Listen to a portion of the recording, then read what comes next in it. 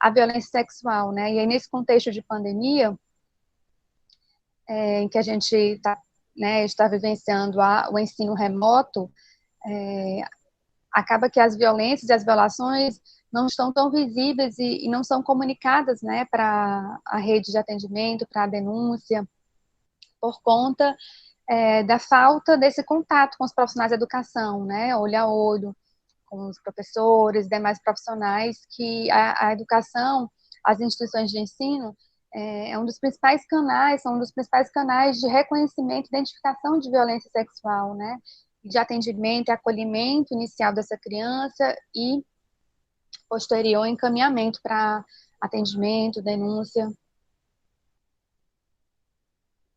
Vocês estão vendo aí a apresentação? Porque eu não estou.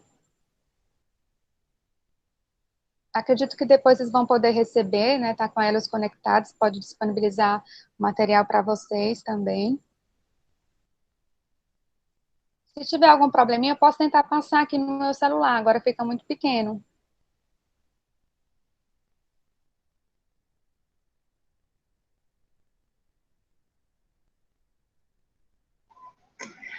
Vocês não estão conseguindo ver? Vocês não estavam vendo? Eu não estava vendo. Não? Tarna, eu estava conseguindo ver, agora não. Tá, então, peraí, vamos de novo aqui. Deixa eu ver se é só eu. Então, agora eu tirei, tá? Eu tirei e vou colocar novamente, só um minutinho. Pronto. Inclusive, esse tema tem bastante evidência, né, com os casos recentes de cuidados, né, do Exposed.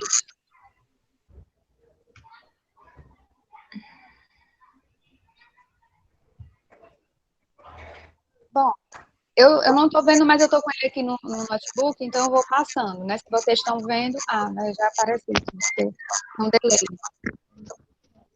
Tarna, você pode colocar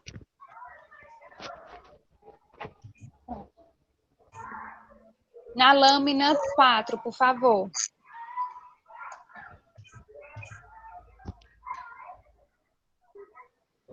Pronto.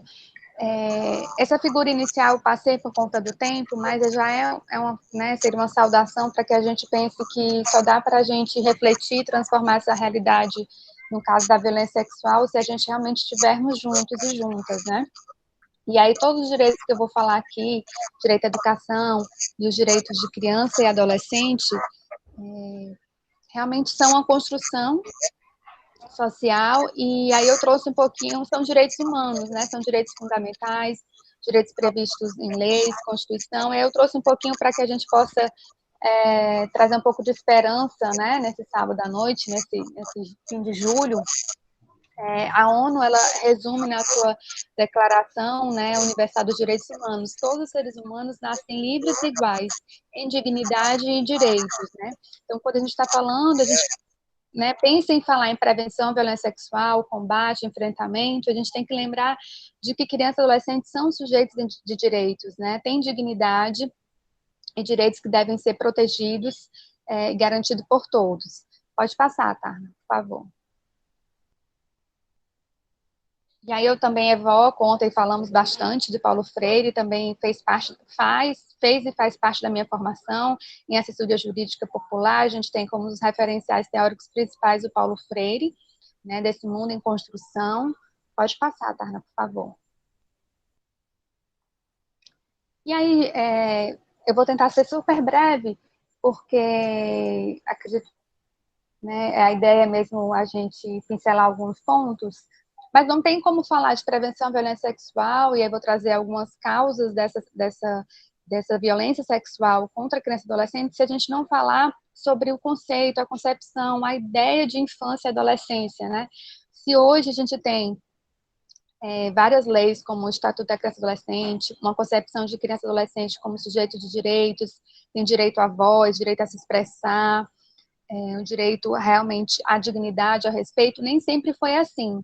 E aí eu trago 3 referenciais teóricos muito importantes, não só para a área do direito, eu digo, inclusive, que a gente da área do direito pouco estudam, deveria estudar mais sobre a construção social das infâncias, né, já que a gente somos profissionais que muitas vezes as nossas decisões interferem, causam uma intervenção muito grande na vida, na vivência de crianças e adolescentes, seja em processos judiciais, seja na investigação, já que a gente vai falar muito aqui da rede de defesa, então a gente vai falar da delegacia, da polícia militar. Nós precisamos entender como é que essa infância foi gerada, foi gestada, a concepção. E aí eu uso no plural porque, de fato, é uma pluralidade de concepções. Eu trago a historiadora Mary Del Priori, que é uma referência, tem vários livros sobre história das mulheres, das comunidades e, sobretudo, essa história das crianças no Brasil, a história social da criança e da família, do Felipe Arrê, que é muito mais conhecida, e a história social da infância no Brasil. Pode passar, Tana. Por que isso, gente? Porque a gente tem que fazer uma lembrança histórica, né, do que é criança e adolescente, porque o que isso respinga hoje, a gente tem em pleno século XXI, 2020, ainda resquícios dessas concepções tão antigas, que repercutem numa infância mais vulnerável a sofrer violência sexual, inclusive a sofrer violência sexual dentro do ambiente educacional, né? Eu estava comentando antes sobre o caso Exposed, né? Por que hoje a gente ainda homens, né? Na maioria são homens que cometem violência sexual adultos, se sentem confortáveis, pode voltar, isso aí, se sentem confortáveis para praticar violência sexual, seja assédio, seja a violência nas redes sociais, seja presencial, com um toque, com a palavra, porque se sente confortável, porque se sente dono, né, do corpo de crianças e adolescentes, vem como objeto, né? Pode voltar, tá? É a anterior. Pronto, né? E aí um resumo desse histórico, né, que eu não vou passar todas as lamas, vou deixar para vocês saborearem aí esse conteúdo que eu fiz com muito carinho. Em resumo, né, o que historicamente a gente tem? A gente não tinha uma diferença entre crianças e adolescentes, né? Realmente eram pequenos adultos, né? Você não tinha um reconhecimento da individualidade, da peculiaridade, do desenvolvimento, de uma fase de desenvolvimento, quais são as necessidades e desejos da criança, do adolescente. Primeiro que não tinha essa divisão, né, de passagem das infâncias para as adolescentes, era algo homogêneo. Então, a concepção de criança ser como mini-adultos, por isso a gente consegue ver, a arte e a cultura nos ajuda muito a compreender os cenários políticos, né, onde as leis eram gestadas, onde as políticas públicas eram gestadas. Você vê crianças vestidas como mini-adultos, a postura mesmo, o casamento infantil era naturalizado, né? Às vezes, por exemplo, eu tenho até minha avó que casou com 14, foi 15 anos. Então, isso eu estou falando de, né, na década de 30, 40, 50. Quem dirá no século passado, século XIX, século XVIII, realmente as crianças elas não eram reconhecidas na sua peculiaridade do ser, né? Então eram mini adultos, por isso que não chocava, né? A questão do casamento infantil, da gravidez precoce, não existia esse termo, né? A iniciação sexual precoce. A gente também tem, né, o processo de escravização, e aí é importante lembrar a escravização das crianças negras, né? A gente está, inclusive, hoje no dia latino-americano das mulheres negras. Então, se hoje a gente tem a violência sexual, ela afeta sobremaneira as crianças pobres e negras, né? E foram essas crianças que foram, né, sua ancestralidade, elas foram escravizadas, elas sofriam violência sexual, eram estupradas, né, pelos seus senhores na época. As crianças indígenas também. Outro exemplo dessa construção social das infâncias é como as crianças elas eram tidas como mini adultos, elas foram usadas como mão de obra, né, mão de obra barata. Então, a gente tem a exploração da mão de obra infantil no contexto da Revolução Industrial. E eu já falei, essa questão do mini-adulto também, um outro ponto que se relaciona com a violência sexual é justamente o local privado, né? A criança, mulher sobretudo, além da infância, né? Ela tinha que se reservar para o local doméstico, não podia se expressar politicamente. O próprio direito à educação é algo muito novo na história mundial e, sobretudo, no Brasil, a gente só teve o direito à educação legalizado, estabelecido para as mulheres depois de muita resistência na década de 20, né, do século passado. E isso repercute, a gente sabe, os dados mostram que as mulheres, as crianças que estão fora da escola, né, com a evasão escolar, elas são mais suscetíveis a sofrerem violência sexual, seja o abuso sexual, seja a exploração sexual, que eu vou já tratar mais na frente. Pode passar, Tana, por favor. Aí você vai passando, gente, e tudo isso que eu falei, esse resumo, tá aí em fotos, mas aí eu não vou falar dessas fotos. Você vai passando até para a lâmina, pode ir passando. Pronto, você vai para a lâmina 14, por favor.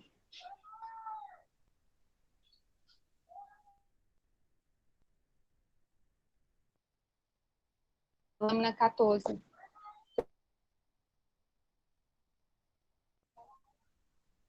E aí, esse vídeo, depois vocês vão poder ver, é um vídeo bem interessante, feito na Conferência Nacional dos Direitos da Criança e Adolescente de 2011. Você pode voltar, tá? Um pouquinho. A lâmina é a lâmina 14. Você está conseguindo ver a numeração.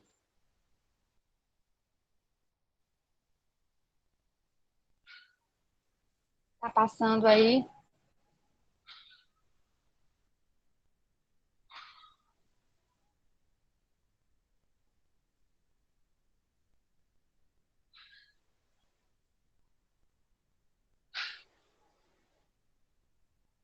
Pode deixar aí. A Constituinte e Direito das Crianças e Adolescentes. Gente, esse resumão da concepção da infância, como eu coloquei, né, como mini adulto, como não era visto como sujeito de direitos, isso influenciou várias legislações, né? Nosso país,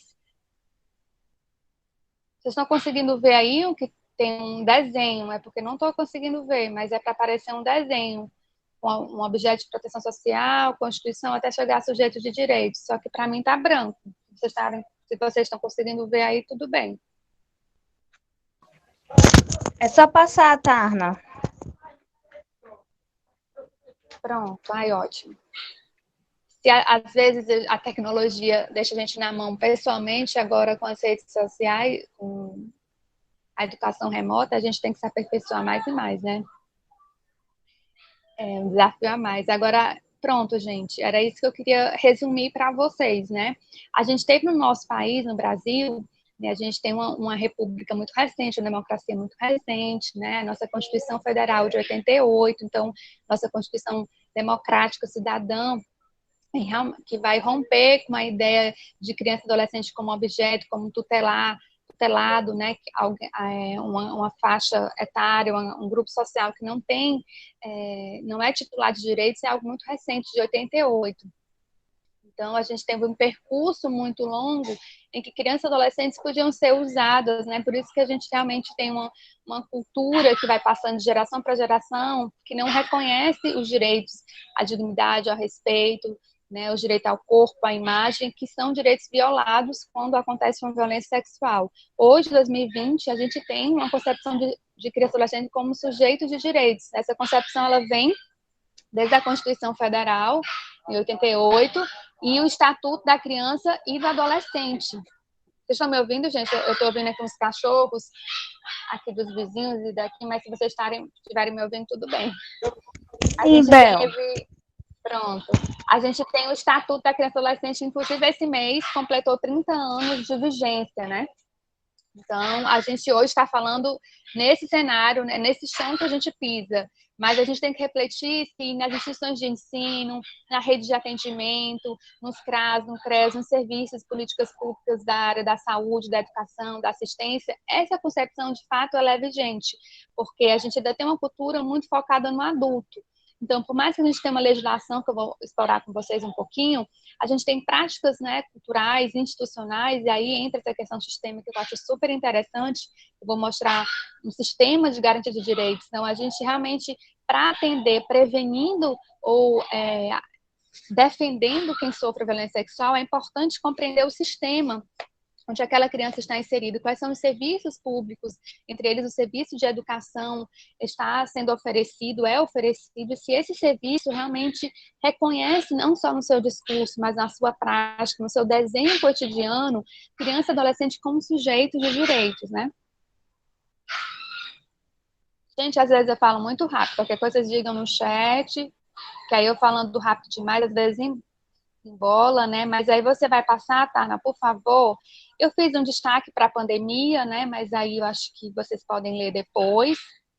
Você pode passar para o slide 31. Tarna, muito obrigada a você aí nesse apoio logístico, viu?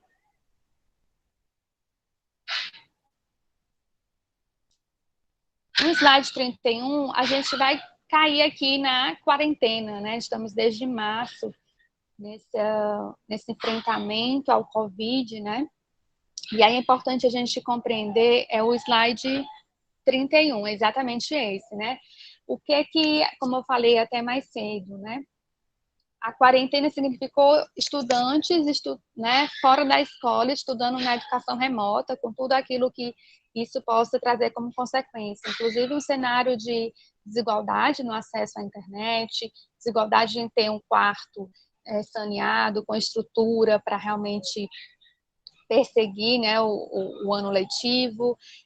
E também é importante a gente pontuar a questão da violência doméstica, já que os dados na frente vão mostrar, a cada 10 crimes de violência sexual, 7, em média no Brasil, são praticados por pessoas próximas à família, assim, e a maioria, ou a figura masculina. Isso é quem, Isabel? Isso aí é o pai, é o irmão, é o tio, é o avô, é o marido da mãe, é o padrasto, é o ex-companheiro da mãe. Então, a violência doméstica, né? Uma das expressões é a violência sexual. E a violência sexual, ela acontece, na maioria das vezes, dentro de casa. Então, gente, se a gente teve a quarentena, o que a gente teve? Uma criança que ficou mais tolhida dentro de casa, porque os serviços de educação, de assistência, de saúde ficaram focados para o enfrentamento da pandemia. Então, muitos projetos de arte, cultura, de esporte, né? Que a gente tem muitas crianças em grupos, em aulas de esporte, aí eu falo de crianças de todas as classes sociais, até porque, como diria Neide Castanha, eu até coloquei um slide aí, que é uma grande defensora, inclusive tem um prêmio de direitos humanos Neide Castanha, né, um prêmio focado nos direitos humanos de criança e adolescente. Ela foi uma árdua militante na causa específica do enfrentamento da violência sexual. Ela fala que a violência sexual, ela é, infelizmente, bem democrática, ela acontece em todas as classes sociais, e a gente vai trabalhar mais à frente que isso tem a ver com essa cultura adultocêntrica, essa cultura machista que enxerga a infâncias femininas, até porque a maioria da violência sexual acomete crianças, mulheres, meninas, enxerga realmente como objeto, né? E aí essas campanhas eu coloquei para destacar porque teve muito engajamento, ela é aberta para adesão, teve campanhas do Unicef também, campanhas do Ministério dos Direitos Humanos, campanhas locais da pasta de educação, né? Quarentena sim, violência não, porque compreende e visibiliza a violência que já acontecia, né? Então, agora essa estudante, sobretudo estudante menina, estando em casa, quais são os canais que ela vai acessar, né? Para quem é que ela vai pedir ajuda? E, sobretudo, os vizinhos, as pessoas precisam estar com olhos bem abertos, né? E também o acompanhamento remoto pelos profissionais da educação. Pode passar, Tarna, por favor. Eu queria que tu fosse para o slide 36. E aí eu trago para vocês, no slide 36, né, um pouco da nossa Constituição Federal, né, que foi a primeira Constituição que reconheceu crianças e adolescentes como sujeitos de direito. E aí na Constituição a gente tem, né, um capítulo específico, né, sobre família, criança, adolescente. Ela foi modificada, acrescentou o jovem e o idoso, e fala que a família é a base da sociedade, deve ter especial proteção do Estado. Pode passar. Então, a gente tem que lembrar que a família, né, ela deve ter essa proteção e a família deve participar, aí tu volta para o artigo 227, deve participar da vida, né, escolar. Antes do direito à educação. Aí o artigo 227, né, o artigo, inclusive, emblemático, e contou com a participação na sua elaboração de profissionais, de organizações de direitos humanos, de crianças e adolescentes. Teve uma campanha nacional para realmente ter esse artigo redigido na nossa Constituição Federal. Aqui no Ceará a gente teve grandes contribuições do Núcleo Cearense de Pesquisa da área da infância, no CEPEC, né, com a professora Ângela Pinheiro. Carla, tu volta só um slide anterior, que é o direito à educação, e o antes desse. Pronto, o artigo 227, eu digo que é meu artigo de cabeceira, né, para todas as pessoas que atuam para promover e defender os direitos de criança e adolescente. É um artigo imprescindível da nossa Constituição Federal, vai realmente pontuar e lá onde a gente pode enxergar as instituições de ensino. Né? É dever da família, da sociedade, do Estado, assegurar a criança, adolescente e ao jovem, foi acrescentado depois, com absoluta prioridade, ou seja, os direitos de criança e adolescente devem ter a prioridade absoluta. Quais são eles? Direito à vida, à saúde, à alimentação, à educação, ao lazer, à cultura, à dignidade. Aí eu destaco o direito à vida e à saúde, compreendendo que a violência sexual é uma violência à saúde, né? É algo que repercute na saúde física, psicológica. O direito à educação, deve compreender o direito à educação no ambiente seguro, saudável. E aí é muito importante a finalização desse artigo, né? Ele fala do direito à dignidade, ao respeito e à liberdade. E fala que todos devem colocá-los a salvo de toda forma de negligência, discriminação, exploração, violência, crueldade e opressão. Então, é dever de todos, né, prevenir a ocorrência dessas violações. E aí a Constituição, pode passar, tá? Por favor. Vai trazer no artigo 228, se não me engano, né? Logo depois, então 205, mas também tem um 228. 205 vai falar do direito à educação, que ele é um direito de todos, dever do Estado. Deve ser promovido, né, de forma colaborativa com a sociedade. Então, assim, é importante as instituições colaborarem, né, com a Secretaria de Educação, é importante essa sinergia, e a nossa Constituição permite isso. O foco é o desenvolvimento pleno, né, focando na cidadania e na qualificação para o trabalho. Pode passar, tá? Tu vai pro... Pode passar. Pode passar. Só um minutinho aí.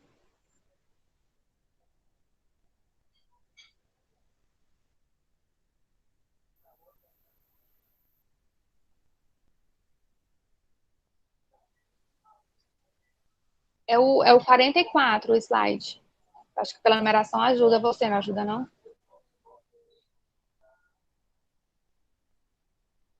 É antes desse aí.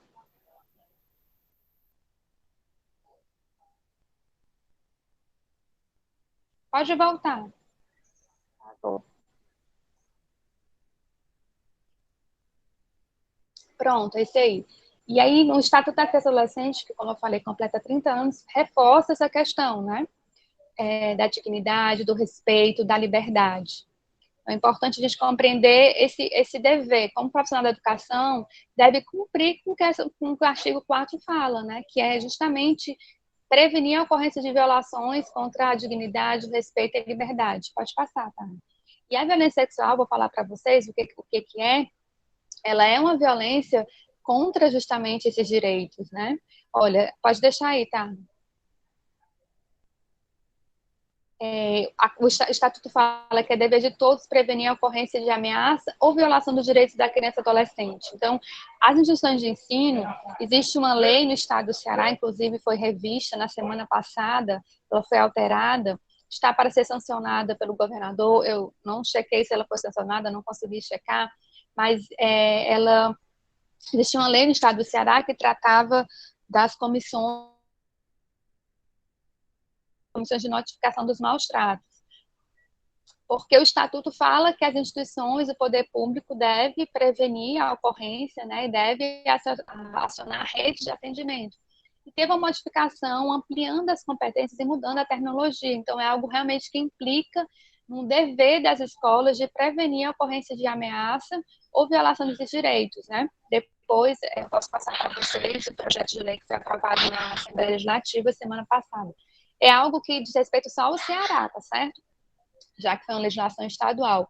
Então, foi criado os comitês de prevenção à violência. Então, assim, amplia todos os tipos de violência. E aí a gente trata especificamente também da violência sexual. Pode passar, tá?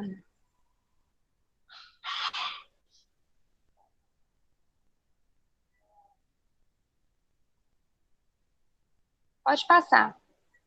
Eu queria, na verdade, pronto, eu falei aqui da Neide Castanha, né? Eu queria acabou que foi muito rápido, mas se tu puder colocar na lâmina 40, que mostra o sistema de garantia de direitos, que aí facilita e resume um pouquinho a ideia para a gente situar a educação, né? É o slide 40. Ele é logo depois da figurinha do ECA. Veja como é que vocês estão aí. Pronto, a gente teve aquela figurinha anterior, ela resume o Estatuto da Criança e Adolescente, né? Que é justamente o papel da família, do Estado e da comunidade. Então, a gente tem que ver a educação, tanto como Estado, se ela for pública, né? E também é um serviço delegado, tanto a escola particular, elas prestam contas, né? No Conselho de Educação, elas devem seguir a legislação de educação, que daria um mundo, uma aula para a gente falar só disso, mas também é dever de todos, né? Então, assim, a família estando presente, a comunidade estando presente, interagindo com a escola, essa família, essa comunidade também tem esse dever de proteger, de promover e de colocar a salvo crianças e adolescentes. Então, assim, a gente vai mostrar um slide de possíveis sinais de violência sexual. Então, a gente não pode fechar os olhos, porque é nosso dever constitucional e legal. E eu gosto muito de trazer, evocar o que o Vanderlino falava, né? O Vanderlino Nogueira falando da questão da ética, né? Uma sociedade ética, uma sociedade que cuida e protege suas crianças e adolescentes. Como eu falei no comecinho do nosso diálogo, né, sobre a questão sistêmica, né? A gente tem uma rede de atendimento prevista no ECA, esse desenho, eu gosto muito desse desenho de um promotor do Paraná, ele traz a figura do sistema de garantia de direitos como se fosse uma engrenagem, né? Todos nós atuamos de forma sistêmica. Então, você tem aí o sistema de justiça, você tem o sistema de saúde, o sistema de educação, da assistência social. A criança e adolescente é um ser integral, né? Um ser em desenvolvimento. Então, ela está presente em todos esses espaços. Então, é importante que a escola ela conheça os direitos e esteja em proximidade com todas essas instituições que atendem crianças e adolescentes, né? Que essas instituições, de forma resumida, são quem vai efetivar todos aqueles direitos fundamentais que eu li no artigo 227 da Constituição Federal e no artigo 4º. Então, os direitos à educação, à saúde, à dignidade, ao respeito, né? Todos aqueles direitos, tem educação, tem alimentação, lazer, eles não são direitos ao vão, precisam de instituições que vão realmente efetivar. Eu vou já dialogar com essas perguntas que a Jéssica está colocando, né? Aí a gente vai para o slide da Neide Castanha, maravilhosa, que eu comentei sobre ela aqui, do prêmio, né? É o slide 55, gente. Viu, Tarna? E tem a figura dela, né? Inclusive, vocês podem... Teve um cearense que ganhou esse prêmio, Renato Roseno, atualmente deputado estadual, ele é um militante de direitos humanos, de criança e adolescente, e ele ganhou esse prêmio, acho que em 2013 ou foi 14, né? E aí, se vocês procurarem sobre a vida dela, a gente, inclusive, está no dia Dia da Mulher Negra latino-americana, uma mulher negra, uma militante social negra que fez muito pelos direitos de criança e adolescente, né? E aí, assim, muitas vezes eu me deparo no diálogo com os profissionais, não só da educação, mas da educação sobretudo, pode passar, tá? Com dúvidas, realmente, o que é violência sexual, né? Esse caso Exposed, que foi bastante divulgado na mídia social, teve até matéria no Fantástico, colocou muito cheque, né? A gente teve um caso muito emblemático no nosso país, um caso da criança Araceli, na década de 70, que gerou toda uma mobilização. Essa criança foi violentada, foi sequestrada, torturada, violentada sexualmente. E esse crime, infelizmente, não conseguiu os autores serem punidos, né? A partir da mobilização para prevenir crimes como esse, se vocês colocarem no Google, quem não conhece, é um caso bem conhecido, o caso Araceli, foi criado o Dia Nacional de Combate enfrentamento ao abuso e à exploração sexual que compõe a violência sexual. É o dia 18 de maio, a gente passou por essa campanha 18 de maio no contexto da pandemia. Então, é importante a gente compreender o que é violência sexual contra crianças e adolescentes, né? Ela pode ser do tipo abuso ou do tipo exploração sexual. E aí eu trouxe uma definição bem, bem clara para vocês, né? O que é o abuso sexual. O abuso, vocês estão conseguindo ver aí, né? É quando criança ou adolescente são usados para satisfazer, né? Satisfazer o desejo sexual. Então, quando a gente compreende isso, não precisa necessariamente de um toque, né? E ela pode ser com ameaça, com força física, com sedução, com fraude. E aí, quando a gente pensa o abuso sexual doméstico, né? São pessoas familiares ou pessoas que têm contato próximo, esse abuso sexual ele não tem um teor econômico, né? Então, o autor da violência, o abusador sexual, muitas vezes é alguém que passa segurança para essa criança, é alguém que as pessoas não duvidam, né, do caráter, alguém, como é alguém da família, muitas vezes é um provedor, é um cuidador, é o companheiro, é o avô, é o tio que fica cuidando, entre aspas, olhando as crianças enquanto a mãe sai para trabalhar. E esse abuso, como eu vou mostrar mais na frente, o abusador, ele tem uma relação de confiança com a criança. Então, com isso, vai trazendo alguns sintomas, né, que a gente vai conseguir identificar quando a criança é abusada. Então, de forma resumida, o abuso sexual, ele não necessariamente tem que ter a conjunção carnal, né? O abuso sexual ele pode ser, inclusive, com toque, né? Em partes íntimas, né? O abusador tocando as partes íntimas da criança, ou fazendo com que a criança toque nas partes íntimas, fazendo com que a criança veja pornografia com o abusador, ou que a criança veja o abusador praticando o ato sexual com outra pessoa, tudo isso atinge a dignidade sexual da criança e adolescente. Então, o abuso sexual é um rol exemplificativo. Isso está previsto, né, tem previsão tanto no Estatuto da Criança e Adolescente como no Código Penal, tá certo? Então, o abuso sexual, em geral, é isso, de forma resumida, né? E não necessariamente ele vai ter força física, né? Pode ser forçar fisicamente, agredindo fisicamente, machucando, além da violência física inerente à violência sexual em si, se houver conjunção, mas eu posso fazer isso oferecendo bombons para a criança, ou fazendo trocas com a criança, seduzindo a criança naquele contexto familiar. Já a exploração sexual, ela está muito ligada ao rendimento financeiro. As crianças e adolescentes, elas são usadas como objetos sexuais ou mercadoria em troca de dinheiro, troca de presentes, né? Existe um bem financeiro que é trocado com essa criança, né? Hoje a exploração sexual é muito utilizada para o tráfico de pessoas. Crianças e adolescentes são traficadas para serem exploradas sexualmente, né? Eu vou colocar um dado para vocês. O Brasil é o 5º país do mundo em exploração sexual de crianças e adolescentes, né? Está muito ligada, a gente tem uma rota muito grande de rodovias, né, com caminhões, o nosso abastecimento é basicamente via rodovias, então a gente tem muitos pontos de exploração sexual. Exploração está ligada a explorar o corpo da criança com um fim financeiro, né? Há um pagamento para aquela criança, não há um vínculo afetivo ou de confiança com aquela criança, muitas vezes, né? Tem um filme que foi lançado em maio agora, do Instituto Liberta, eu coloquei para vocês como um instituto, como uma fonte de referência. Esse instituto, ele lançou o filme Um Crime Entre Nós, que realmente ele se debruça sobre a exploração sexual. Pode passar, tá? Eu vou tentando finalizar agora nos últimos 5 minutos, ver se eu consigo. Então, essa é a grande diferença, né? Os sinais de violência sexual infantil, né, que é o professor, muitas vezes, como está no contato direto com a criança e adolescente, é o professor, é o auxiliar de educação, enfim, qualquer profissional de educação que vai justamente identificar, né, os primeiros sinais. Às vezes a família, por conta da carga horária de trabalho, às vezes por nem desconfiar, nunca passar pela cabeça, né, que alguém da família vai cometer isso. Só um parênteses, eu já atendi um caso de uma mulher que tinha sofrido abuso sexual.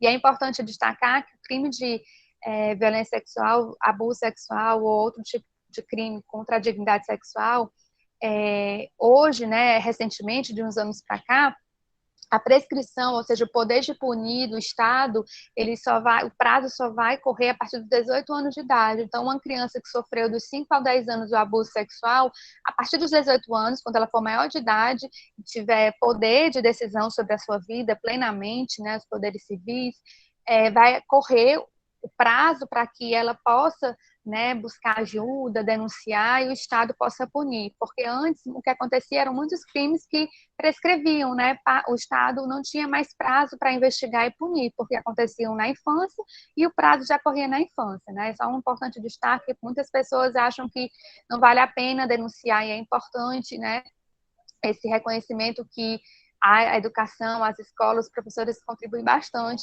para que as crianças realmente identifiquem que elas sofrem violência sexual. E esses são os principais sinais. as crianças que ficam extremamente submissas, né, no sentido de só querem fazer tudo acompanhadas, esperam, né, a ordem para fazer. Muitas vezes há uma submissão com o autor, o abusador, né, no sentido de querer fazer as coisas com o abusador, ou o oposto, né, de não querer estar no mesmo ambiente que o abusador. Mas as crianças, elas passam a desenvolver bastante a submissão, né? Isso vem também com brincadeiras sexuais.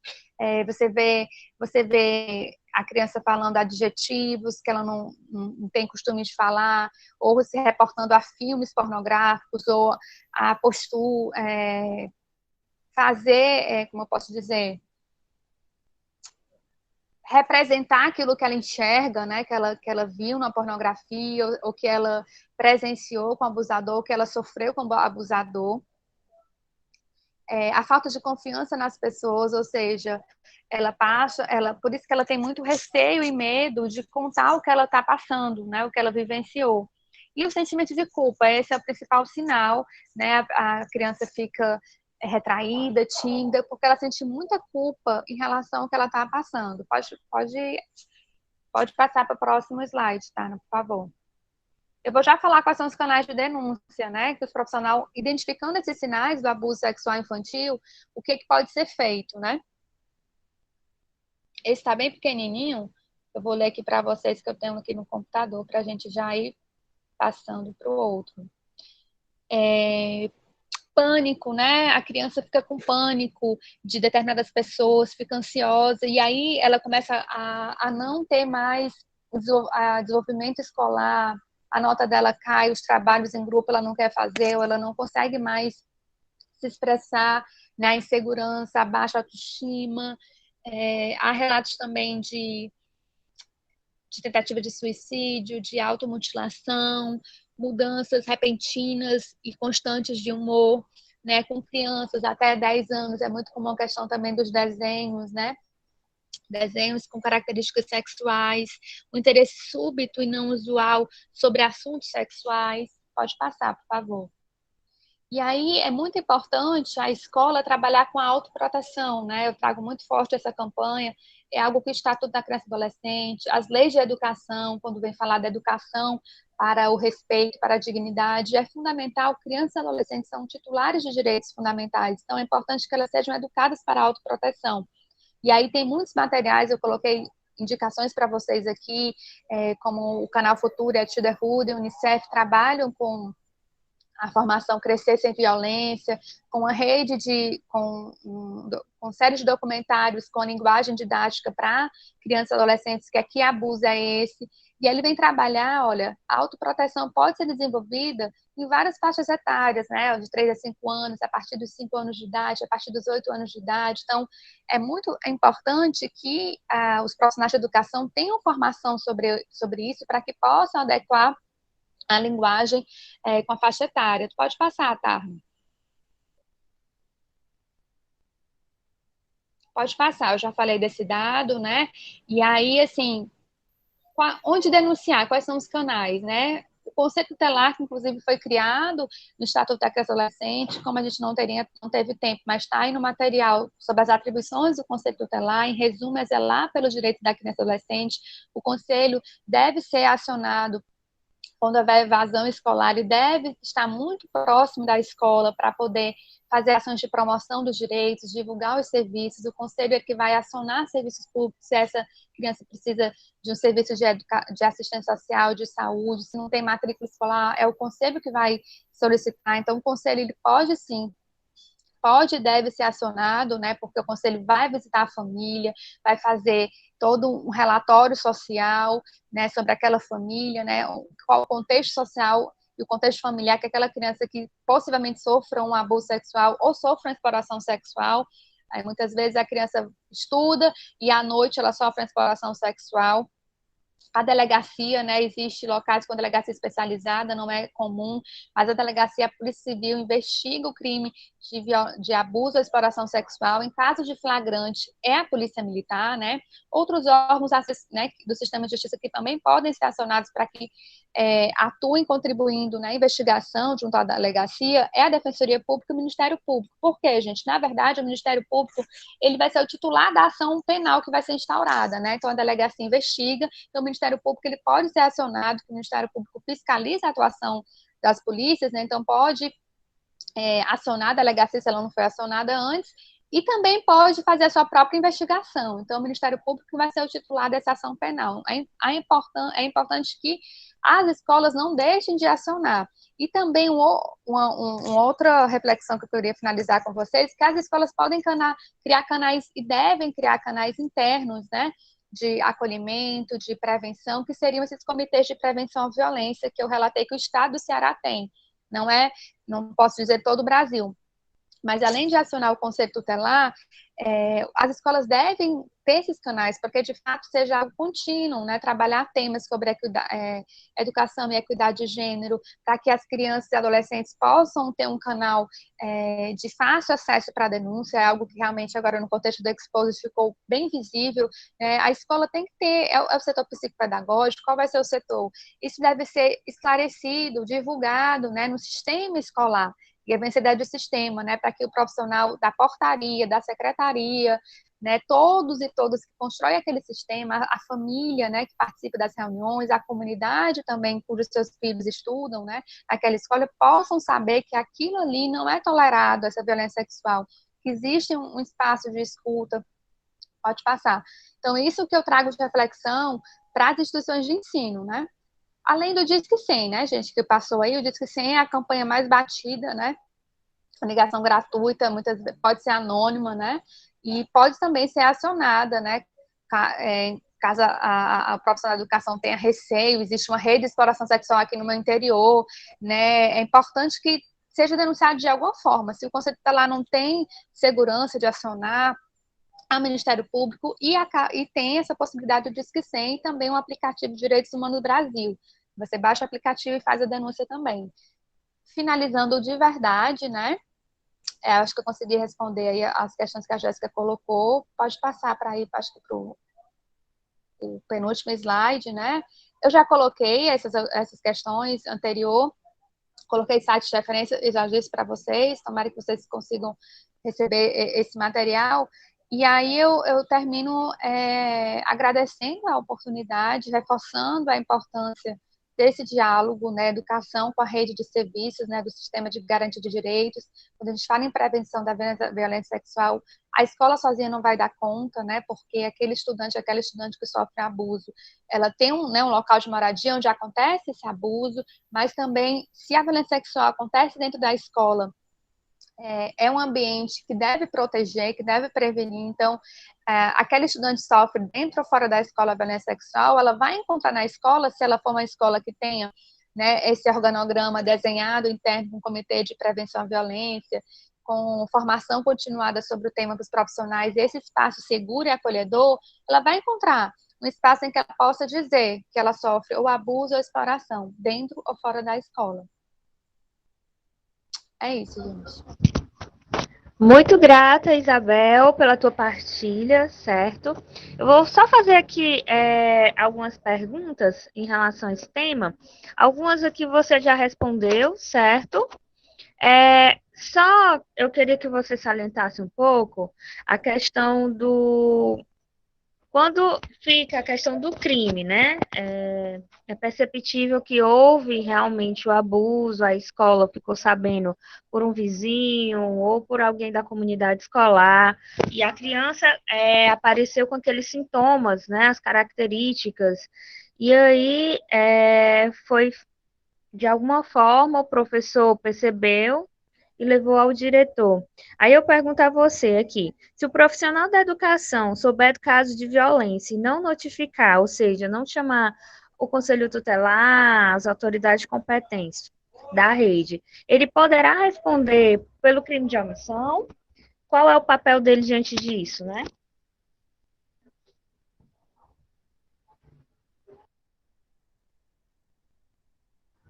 Isabel, teu microfone está desligado, Isabel. Pronto. Sempre acontece, né? Importante colocação. A gente tem que refletir primeira questão, se esse profissional da educação for da escola pública, ele vai ser um agente público, né, seja servidor, enfim, ele está representando o Estado, né, o serviço público, e aí ele como servidor, ele tem essa obrigação realmente de reportar qualquer crime ou violência. Ele pode responder por crimes específicos do servidor público previsto no Código Penal. E também a omissão de socorro pode ser compreendida assim, porque se aquela criança está em estado, está sofrendo a violência, né, algo contínuo, violência sexual que envolve a violência psicológica e outros tipos de violência. O estatuto, ele vai definir, ele vai dizer que é dever de todos zelar pelos direitos de criança e adolescente. Então, seja do setor público ou privado, né, aquele profissional que ele tem uma autoridade, né, para com criança e adolescente, inclusive o estatuto, ele vai definir esses crimes que eu até coloquei aqui, né, o crime de pornografia, e muitas vezes é no ambiente educacional que acontece, né, a pornografia também quando envolve outros estudantes, com a troca de material, de conteúdo. Então, esse profissional, ele tem um dever, sim, de acionar a rede, seja a delegacia, seja o conselho tutelar. Só tem essa diferença, né? Se ele for um profissional público, ele vai responder os crimes específicos, né, do servidor público, né? O Código de Ética, que também fala, né, do servidor público. Não existe um crime específico em relação ao direito a você não informar crimes relacionados à criança e adolescente, mas você não prestar, omissão de socorro, não prestar ajuda, né, de forma geral, poderia ser enquadrado, né, nesse caso. Eu tenho mais aqui outra pergunta. Na verdade, essas perguntas eu coloquei aqui no chat, mas vieram também de outras pessoas que vieram até a mim e pediram para perguntar, certo? Por isso que eu estou aqui falando e fazendo essas perguntas, tá bom? Eu queria, Isabel, que você pudesse, por gentileza, falar essa questão da diferença. Você falou da diferença da exploração sexual e do abuso, mas também tem a questão do assédio, né? Aquela questão do professor dar em cima da aluna ou vice-versa, a questão do abuso sexual em si. Eu queria que tu pudesse falar, né, um pouco sobre essa questão do assédio, né, o que se configura o assédio e a importunação sexual.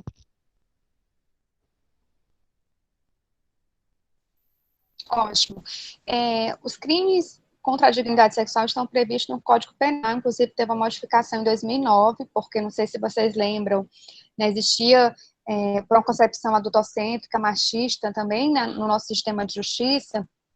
Existia uma discussão se um adolescente de 13, de 12 anos, se ele já tiver tido, ou ela tiver tido uma vivência sexual antes, se seria poderia ser vítima de abuso ou exploração sexual. Olha que absurdo, né? Então, assim, antes de existir essa discussão se aquela adolescente, ela poderia ser vítima se ela já tinha uma vivência sexual antes, né?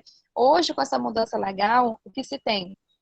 Adolescente até 14 anos de idade, seja homem ou mulher, né, compreendido previamente que se algum adulto tiver uma relação sexual ou qualquer tipo de contato sexual, é importante que a gente abra a mente e pense que o abuso sexual não é necessariamente a conjunção carnal, como eu coloquei, né?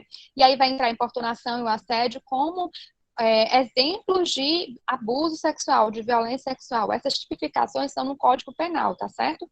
Então, o assédio, né, que a gente viu muito grande dos professores, inclusive há um projeto de lei para aumentar as penas quando praticada por agentes da educação, da saúde e autoridades religiosas, inclusive por todo esse contexto político que a gente está vivendo, todos os fatos vindo à tona envolvendo o abuso sexual no ambiente educacional e no ambiente religioso. Então, assédio, importunação, que viola a dignidade sexual, né, pode ser uma conversa no WhatsApp, né, exemplos, né, no Facebook, enviar nudes, pedir nudes, importunação sexual. Um exemplo muito grande, muito simples e recorrente no ambiente, nos transportes coletivos, né, mas não necessariamente você pode ter uma importunação sexual, que é uma tentativa de contato, importunar com toques ou de outras formas a criança ou adolescente. A gente viu o que aconteceu agora nas redes sociais foram exemplos de importunação, de assédio, e são exemplos de crimes contra a dignidade sexual, especificamente o Código Penal vai falar vulneráveis, porque crianças e adolescentes são compreendidas como vulneráveis, né, na linguagem penal, né, a gente vai trazer a linguagem dos direitos de criança e adolescente, crianças e adolescentes são vulneráveis à violência sexual. Então, esses crimes, eles são crimes que devem ser investigados e são crimes que o Ministério Público vai representar as vítimas, né? Então, importunação, assédio, são exemplos. E a pornografia, ela está muito detalhada no Estatuto da Criança e Adolescente, até coloquei no material os artigos. E a pornografia, gente, algo muito importante, a gente viu nesse caso Exposed, é o fato de você receber e transmitir. Então, às vezes, eu posso não gerar, mas só em você ter no seu celular, no seu computador, se não for para fins acadêmicos, fins de investigação, ou seja, você é um profissional da área, é crime. Então, Isabel, se eu tiver fotos pornográficas com crianças nuas, né, eu estou cometendo crime, então muita gente não sabe disso, né, além de eu transmitir, eu produzir, gerar, armazenar fotos pornográficas, porque compreende que a pornografia, ela vai facilitar outros crimes, né, como a própria abuso sexual, o abusador muitas vezes é um consumidor de pornografia, então é importante a gente compreender que a pornografia em si, ela já é um crime, né, eu armazenar fotos, além de produzir, transmitir, de crianças, seja nuas ou crianças e adolescentes praticando um ato sexual ou sofrendo uma violência sexual, ela já é um crime em si. Não sei se eu consegui dialogar aí com a tua pergunta, Jéssica. Isabel, muito grata, né, pela tua presença hoje aqui na Elos, pela tua contribuição. Acho que se somou bastante, foi bem esclarecedor, assim, essa temática. Ainda tem muita coisa, assim, que pode ser aprofundada, né, eu sei disso. Mas, assim, muito grata mesmo, em nome da Elos Conectados. Lembrando aqueles que que estão nos assistindo, que sexta-feira, né, quinta, perdão, nós vamos ter aqui uma outra palestra da questão do ambiente educacional, que seria a pedagogia sistêmica, com a professora Elizabeth Távora, que vai falar dessa metodologia e como ela pode ser utilizada dentro da instituição de ensino. Isabel, eu vou passar para você para as palavras finais. Eu que agradeço, assim, como eu falei inicialmente, é um tema muito denso e amplo e complexo, e eu espero que eu tenha atingido um pouco a expectativa de vocês, né, em pleno sábado à noite, acho que eu consegui garantir o tempo, né. Na verdade, era pincelar um diálogo, provocações, que eu acredito que esse conteúdo vai ser transformado em curso, desejo muito sucesso para eles e para todos os profissionais que atuam com crianças e adolescentes, né, realmente reforçar a importância que a gente possa acionar a rede de atendimento do sistema de garantia de direitos, como o Conselho Tutelar, as delegacias, e cada vez mais as escolas sejam fortalecidas nas suas competências, né, ontem a gente trabalhou competência socioemocional e a competência de cuidar, de proteger, ela advém realmente desse cuidado, autocuidado, e do conhecimento, né, de a gente realmente poder acessar quais são esses canais de proteção, de defesa dos direitos de criança e adolescente. Então, fico muito feliz e honrada por estar aqui, por ter tido essa oportunidade de estar com vocês. Muito grata. Ana Tarna, você quer finalizar também? Suas palavras, colocações finais? Bom, quero agradecer, né, a Isabel. Prazer, Isabel, a gente não se conhece pessoalmente, né? Prazer tê-la aqui conosco, e é um tema tão rico, realmente, eu acho que ficaria horas aqui, não só eu, né, eu acho que todo mundo, porque é realmente um tema muito rico, principalmente esse contexto final, né, envolvendo as instituições de ensino, que vem acontecendo ultimamente aqui, né, no nosso estado, a nível Brasil como um todo. Então, realmente, eu quero agradecer imensamente, viu, Isabel, novamente sua presença, espero que a gente possa repetir em outros momentos futuros, essa temática realmente é muito relevante.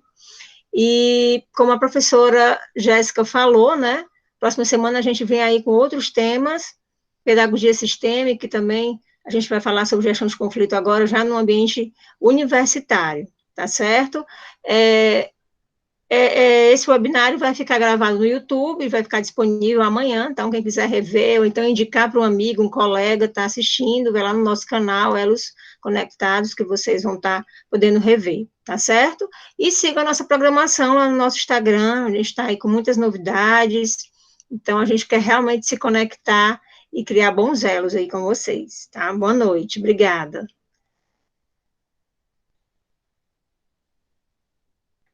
Jéssica, você quer falar mais alguma coisa? Não, já falei. Só gratidão mesmo. E é isso. Estamos esperando vocês próxima semana. Isso. Então, pronto. Então, gente, beijos a todos. Bom final de semana. Obrigada por ter sábado estarem aqui conosco. Bom domingo agora, né? Finalzinho de sábado e um bom domingo para vocês.